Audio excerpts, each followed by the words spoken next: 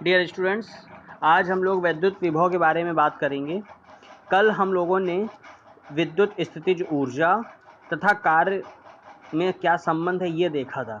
तो हम लोगों ने ये भी देखा था कि यदि हम किसी आवेशित वस्तु को या चार्ज को या एकांक आवेश को अनंत से किसी बिंदु तक लाते हैं तो हमें विद्युत क्षेत्र के विरुद्ध कुछ कार्य करना पड़ता है, और यह कार्य उस एकांक आवेश में स्थितिज ऊर्जा के रूप में संचित हो जाता है। यदि हम उस बल को हटा लेते हैं तो हम आवेश जो है पुनः उसमें क्या होता है, उसमें गतिज ऊर्जा आ जाती है। ठीक है, तो वो पुनः उसी दूसरी तरफ जो है जाने लगता है। ठीक है, तो हमने इसको एक फिगर के माध्यम से भी एक समझा था। जैसे मैंने कल ये वाला एक फिगर आपको बना के दिखाया था। ठीक है, तो यहाँ पे ये विद्युत क्षेत्र है। तो हम क्या कर रहे हैं, हम अनंत से किसी एक आवेश को लेके आ रहे हैं। ये अनंत है, तो हम यहाँ से किसी एक आवेश को लेकर के आते हैं। ठीक है, तो अनंत से किसी एक आवेश को सपोज हम इस विद्युत क्षेत्र के विरुद्ध लेकर के आते हैं और यहाँ पे मिला के मैंने रख दिया इसको, तो क्या होगा, इस पे एक रिपल्सिव फोर्स लगेगा, प्रतिकर्षण का बल लगेगा इस विद्युत क्षेत्र के द्वारा। ये क्या करेगा, इसको फिर से इधर की तरफ प्रतिकर्षित कर देगा और ये अपने आप इधर आ जाएगा। मतलब हम यहाँ से बल लगा करके इसको अनंत से यहाँ तक लाए थे, यानी कि हमने कुछ कार्य किया था। वो कार्य इस पे स्थितिज ऊर्जा के रूप में यहाँ पे संचित हो गया, और जैसे ही हमने अपने बाह्य बल को हटा लिया तो ये क्या होगा, पुनः विद्युत क्षेत्र के प्रभाव में या उस स्थितिज ऊर्जा की वजह से पुनः क्या करेगा, विद्युत क्षेत्र की दिशा में वापस चला जाएगा। ये बात समझ में आ रही है? ठीक है, तो देखिए, जो यहाँ हम बात कर रहे हैं विद्युत स्थितिज ऊर्जा। तो विद्युत स्थितिज ऊर्जा जो है कार्य से संबंधित है। ठीक है, और विद्युत स्थितिज ऊर्जा आपकी जो है विद्युत विभव से संबंधित है। यानी कि कार्य और विद्युत स्थितिज ऊर्जा या और आवेश, इन सब का आपस में एक संबंध है। ठीक है, तो परिभाषा भी सबकी वही है। फिर से समझिएगा। अब देखो, अभी हम फिर से उसी एकांक धन परीक्षण आवेश को अनंत से विद्युत क्षेत्र में स्थित किसी बिंदु तक लाने में जितना कार्य करना पड़ता है वह उस बिंदु पर विद्युत विभव कहलाता है। ठीक है, इस प्रकार यदि धन परीक्षण आवेश प्लस क्यू नॉट को अनंत से विद्युत क्षेत्र के किसी बिंदु तक लाने में W कार्य करना पड़ता है, तब विद्युत क्षेत्र के उस बिंदु पर विद्युत विभव V बराबर W/Q0। ठीक है, ये होता है। तो आपने इसको देखा है, जैसे ये है, तो ये क्या है, ये विद्युत क्षेत्र है। आप अनंत से, ये अनंत है, अनंत से ये विद्युत क्षेत्र है, विद्युत क्षेत्र की दिशा ये है, यानी कि इधर से इधर, यहाँ पे आपने पॉइंट बी पर ले आए। तो अनंत से आप क्या किए, इस आवेश को यहाँ तक, यह आवेश क्या है, प्लस क्यू नॉट है, परीक्षण आवेश प्लस क्यू नॉट को आप अनंत से यहाँ तक ले आए। तो इस लाने में विद्युत क्षेत्र के विरुद्ध आपने जितना कार्य किया है, ठीक है, वह उस बिंदु पर विद्युत विभव कहलाता है। ठीक है, बस समझ में आ गई। तो V बराबर हो गया आपका W/Q0। V बराबर क्या हो गया, V बराबर हो गया W/Q0। अनंत से उस बिंदु तक लाने में जितना कार्य करना पड़ा, ठीक है, वही कार्य क्या हो गया, W/Q0 एकांक आवेश को लाने में। ठीक है, तो एकांक के लिए Q0 की वैल्यू 1 कर देंगे तो V = W हो जाएगा। तो V = W/Q0। तो यही आपका विद्युत विभव कहलाता है, उस बिंदु पर विद्युत विभव कहलाता है। ठीक है, और एक चीज़ देख लो, सबसे ऊपर लिखा हुआ है विद्युत क्षेत्र के किसी बिंदु पर विद्युत क्षेत्र की तीव्रता उस बिंदु पर रखे एकांक धनावेश पर आरोपित बल द्वारा व्यक्त की जाती है।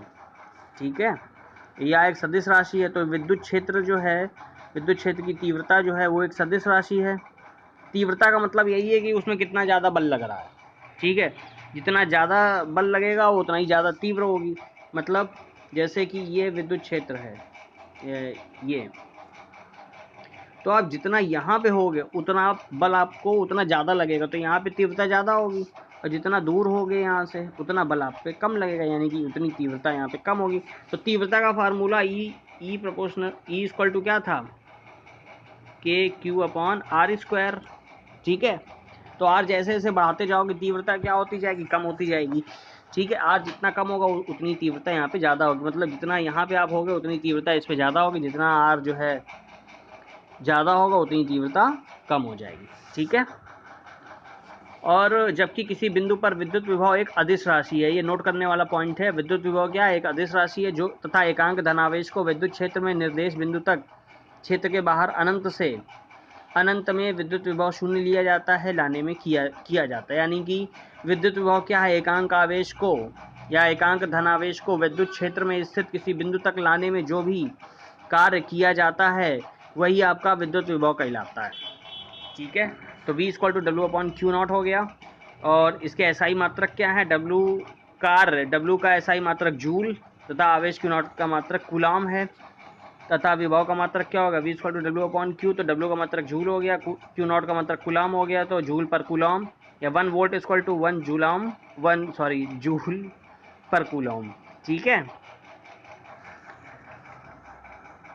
अब देखिए, तो अब यहाँ क्या करो, 1 जूल कर दो, इसको 1 कूलाम कर दो।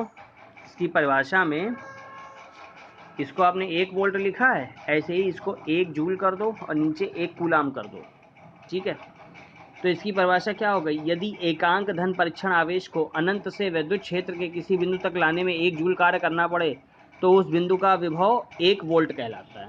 ठीक है, 1 कूलाम आवेश को अनंत से किसी बिंदु तक लाने में 1 जूल कार्य करना पड़े